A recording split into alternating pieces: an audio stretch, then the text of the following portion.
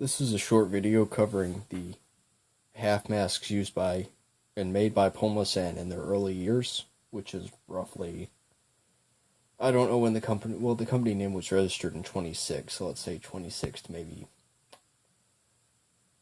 1950 or later. I mean, honestly, they kept the same design for a while, but first thing that they ever did was they made a wet sponge mask, very similar to the one made by the HS Covers company, you know, their automatic respirator.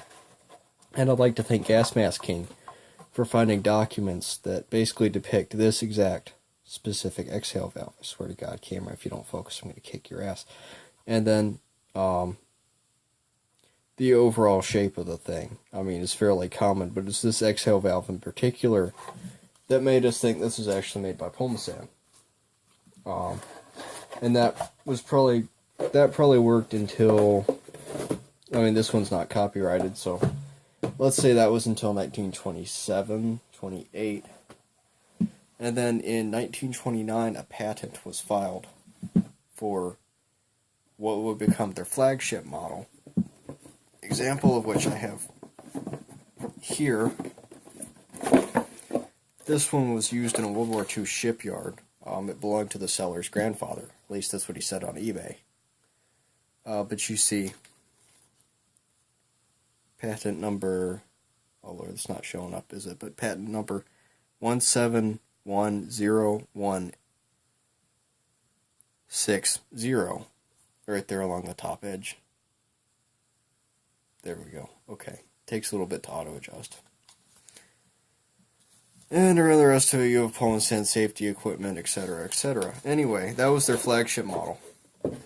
Now, the patent that refers to actually dates back to 1929. Interestingly enough, though, before they patented it, they actually manufactured a lot of masks with that basic design. Case in point, the design we've come to call the Fear Not, which is these two, and then I have a third one in this box over here. And basically, the Fear Not's the same basic design, except it uses goggles, which are integrated into it, which is relatively novel. I mean, obviously it was kind of a terrible design, but yeah, so here we have 3 Fear Nots, which is more than anyone else has ever owned, for the record. And they're all stamped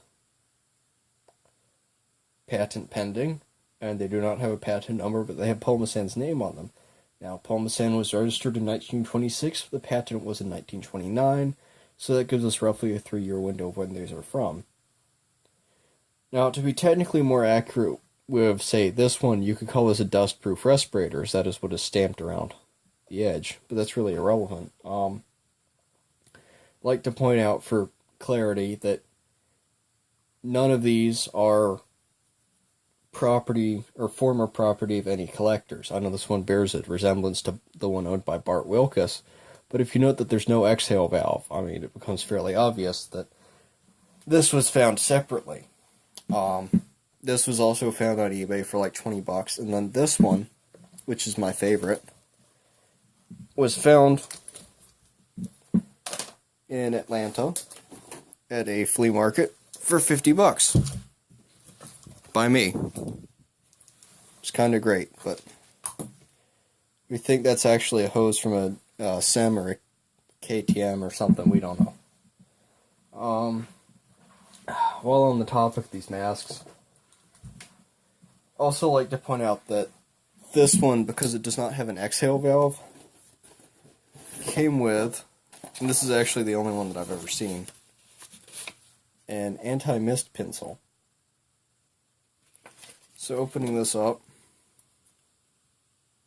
it's similar to the Russian ones. You have this metal tube containing this weird chalky stuff, but it actually works really well for preventing fog. So yeah, that's, I mean, this video is more kind of an overview than anything, I guess. Out of interest, I know you guys like hoods, so a while ago I had to buy this in 2 parts, and the actual hood itself cost me more money than it should have, but This is a Pulmosan H13 hood. And again, you see basically the mask inside is the same model. This is a very common model of it. But that sits on the user's face, and you have your nice hood and your shoulder straps. So yeah, I don't know. I mean, ask any questions if you want. I don't think there's anything that really should be confusing here. It's basically just Pulmosan made a design back in the 20s, and they used it through the 40s, 50s, 60s, etc. I mean, they fucking love this thing, and they made a lot of variants of it. So yeah, thank you for watching.